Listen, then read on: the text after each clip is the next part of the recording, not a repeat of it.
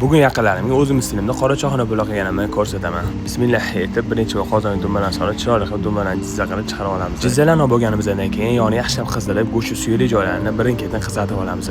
Osh jizzasini mazza qilgan jigarlar tashab qo'yamiz. Bu 3 kilo oshimizni 12 kishi ulfatga tayyorlaydi. Sizlar 12 kishi ulfatinglar bilan necha kilo osh yegan bo'ladi? Kommentariyada yozib keting. 3 kilo oshga qancha masalliq ketganligiga, opsiyanida qancha masalliq ketganini yozib qoldiramiz. Osh piyozini videoda ko'rsatilgandek qizartirsanglar, voy ko'pchilik kuydirib yubordi osh piyozini deb o'ylashingiz mumkin. Yo'q, asli choyxona pulada piyoz qizartirib qo'ysangiz o'zgacha mazza beradi. Agarda piyoz qizarib ketadi, qo'lingizda to'lmasa, 2 dona to'rilgan sveji piyoz bilan qovursanglar, nur ustiga a'lo nur bo'ladi. Oshni ko'pchilik xato qilgan joyi, ko'pchilik tuzini zirvaga berishadi. Yo'q, aslida go'shtini o'ziga berib qovursanglar, oshlik juda ham xushxo'r va mazali chiqadi. Oshni ko'pchilik qilgan ikkinchi xato, ko'pchilik sabzini juda ham mayda to'rab qo'yishganligidan pishgandan keyin o'lanib ketadi. Sabzini razmeri jimjilog'ingizga to'rasangiz, pishganingizda dona-dona bo'lib, yeganda dilga yaratadi. Oshimizning ustini chesnok garamdori jizzalar bilan bezatib, 1 soat 45 daqiqa qaynatamiz. Aytgancha guruch ivitib qo'yishni unutmanglar.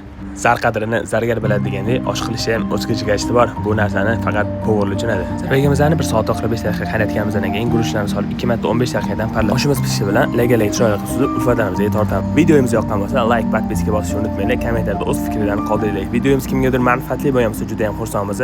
Hammalarni yaxshi ko'ramiz. Assalomu alaykum.